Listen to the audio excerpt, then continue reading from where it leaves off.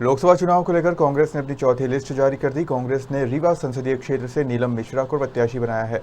Ticket की घोषणा के दूसरे दिन नीलम मिश्रा ने राजराजेश्वरी माता का आशीर्वाद लेकर कहा कि चुनाव वो नहीं बल्कि क्षेत्र की जनता लड़ेगी।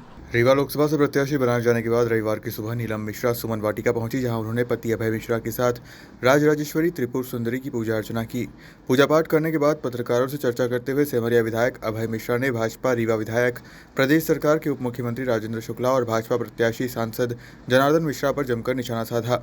वहीं नीलम मिश्रा ने कहा कि चुनाव वह नहीं बल्कि क्षेत्र की जनता लड़ेगी। जी, अब हो गया पार्टी नेतृत्व का मैं पहले तो बहुत धन्यवाद देना चाहती हूँ माननीय राहुल गांधी जी का, प्रियंका गांधी जी का, हमारे राष्ट्रीय अध्यक्ष जी का, सभी का मैं बहुत बहुत धन्यवाद देना चाहती हूँ कि उन्होंने मुझे इस लायक समझा कि मुझे रीवा लोकसभा का प्रत्याशी बनाया है। और रही सांसद जी की बात, तो अब मेरा तो पूरा प्रयास रहेगा कि रीवा में जो भी मेन विकास है वो होना चाहिए। बड़े बड़े काम तो ठीक है बहुत हुए हैं ज़मीनों को बेच के, लेकिन असली विकास जो है, क्योंकि क्या है कि एयरपोर्ट बना देना या कि ये ट्रेन ले आ देना, ठीक है ट्रेन अच्छी बात है, लेकिन जो आम जनता है वो परेशान है, गरीबों का कोई भी काम नहीं हुआ है। तो मेरा तो ये प्रयास रहेगा कि ज़्यादातर जो असली विकास है वो होना चाहिए रीवा ज़िले में, और जो भी मुझसे बनेगा मैं उसको पूरा प्रयास करूँगी। बाकी हमारी माता जी हैं, उनका हाथ है मेरे सर पर, जैसा उनका वो होगा, आगे भगवान जो चाहेंगे वो होगा। ईवीएम माता से कैसे पार पाएंगी? अब ईवीएम माता के ऊपर भी एक माता है, ऊपरी जो ईश्वरी शक्ति होती है, तो उनका सब वो रहता है उसमें। और कहीं ना कहीं मुझे तो ये विश्वास है कि इस बार ईवीएम वगैरह कोई काम नहीं आएगी, और ठीक है आगे फिर वक्त बताएगा जो भी होगा। किन मुद्दों पे लेके जाएंगे आप?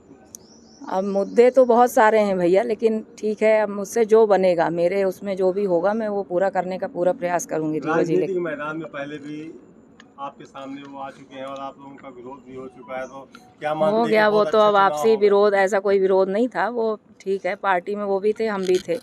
अब अपनी क्षेत्र की जनता के लिए थोड़ा सा बोलना पड़ता है, तो इसलिए आमने सामने एक तरह से जंग लड़नी है आपसे। जी जी, अब हो गया ठीक है, अब आप सब साथ में रहेंगे और हमारी जनता चुनाव लड़ेगी, मैं नहीं लड़ूंगी।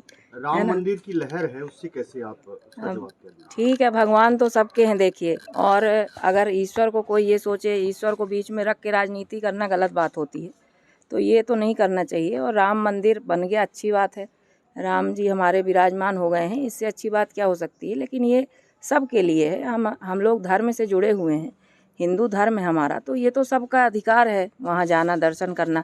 कोई इसमें विशेष ये नहीं है कि मोदी जी की कृपा से मंदिर बना है। मंदिर तो बनना ही था, कांग्रेस की सरकार होती तो वो भी बनवाती, वो सुप्रीम कोर्ट का आदेश था तो वो तो बनना था, तो इसमें कोई वो नहीं है। भगवान तो सबके हैं। हमारी माता सामने ही है, सब माताओं पे भारी हमारी राजराजेश्वरी माता। टिकट क्लियर हो चुकी है कांग्रेस पार्टी की। भारत को वर्तमान में जो परिस्थितियां हैं, रसिया बना के रख दिया गया है। जैसे रूस में, चाइना में, ज़्यादातर रूस में पुतिन की सरकार में जो विरोध में बोल दे, कोई 40 साल से जेल में बंद है, कोई 20 साल से बंद है, किसी पे को फांसी दी जा रही है, किसी पे हत्या हो रही है। वो वातावरण लगभग देश पे आके इस कगार पर आकर देश खड़ा हुआ है। मैं तो स्थानीय मुद्दे पर चुनाव लड़ूंगा। 10 वर्ष से रीवा की जनता की कोई भूमिका केंद्र सरकार में नहीं। बातें कर लेना, अब उसी काम पे जब विधानसभा चुनाव होता है तो माननीय मंत्री महोदय उसी को अपना गिना देते हैं, फिर लोकसभा आता है तो उसी को सांसद महोदय अपना गिना देते हैं। मेरे कुछ प्रश्न हैं, मैं पूछना चाहता हूँ कि 10 वर्षों में कोई एक काम बता दें, 1 करोड़ रुपए का कोई एक काम बता दो जो इन्होंने अपने दम पर केंद्र सरकार से लाया। ये वहाँ पर कोई एक ऐसा प्रश्न बता दें, ध्यानाकर्षण बता दें, याचिका बता दें, कुछ भी बता दें जो इन्होंने रीवा की जनता के लिए केंद्र में रखा हो, इन्होंने बोला। मुझे ऐसा लगता है कि 10 वर्ष से हमारी भूमिका एकदम केंद्र में शून्य है। इनसे बेहतर तो देवराज पटेल थे, कम से कम वो कुछ तो अपना कर लेते थे, किसी का तो कुछ काम करते थे, ऐसा लगता था जनता का प्रतिनिधि। यहाँ तो कहने को तो कार्यकर्ता आधारित पार्टी है भारतीय जनता पार्टी, पर मुझे नहीं लगता जो 25 वर्ष से जो कार्यकर्ता, बड़े बड़े कार्यकर्ता जिन्होंने उम्मीद में अपना जीवन खपा दिया, तो उनका कम नंबर आएगा। जब जेब के ही व्यक्ति को बार बार मौका मिलेगा तो फिर कहेगी कार्यकर्ता आधारित पार्टी। यहाँ पर भारतीय जनता पार्टी हमारे माननीय मंत्री महोदय की प्राइवेट लिमिटेड कंपनी जैसी एक पार्टी हो गई है और वही उसको चला रहे हैं।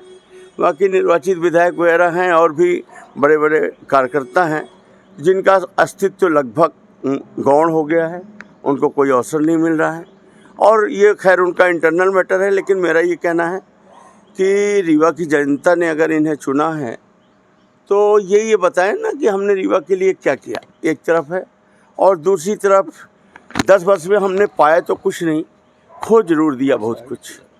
बहुत सारी बातें हैं करप्शन को लेकर, सांसद निधि को लेकर। तो आज 1 बजे प्रेस कॉन्फ्रेंस होगी तो मैं विस्तार से अपनी बातों को वहाँ। रीवा की 8 विधानसभा सीटों में एक ही विधानसभा सीट जीत हुई है, वो है आपकी। तो क्या रणनीति रहेगी कि इधर से सांसद भी आपके घर झोली में गिरेगी? कांग्रेस पार्टी के हम संगठन के दम पर चुनाव लड़ेंगे।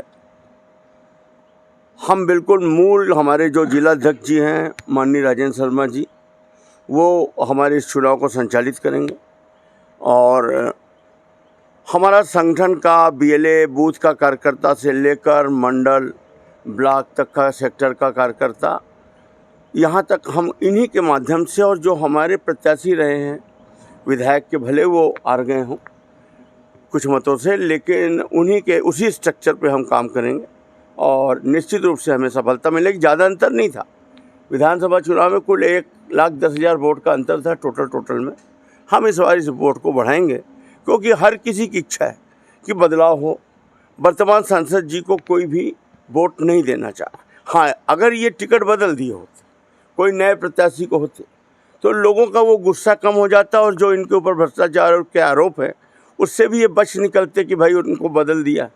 पर आज ये घिर चुके हैं और हाँ, हमारा जो कांग्रेस का संगठन है और हमारे सभी नेता हैं, सब मिलकर हम लोग चुनाव जीत जाएंगे। बहुत उत्साहित थे, चुनाव टिकट घोषित होते हुए कुकी मार रहे थे, तो क्या मानते हैं कि उनको भी लगता है कि वो जीतेंगे? कुकी मार रहे थे, अब देखिए, अब ताके रहिएगा, चुनाव के बीच में हुआ न कर दें बस। जनता के बीच में किन मुद्दों को लेकर कांग्रेस जा रही है? जनता के बीच में हम आज 1 बजे जब हम प्रेस कॉन्फ्रेंस करेंगे तो हम वहाँ आपको बताएंगे कि हमारे मुद्दे क्या हैं, हम क्या चाहते हैं। हम वही चीज़ें बताएंगे जो हम कर पाएंगे।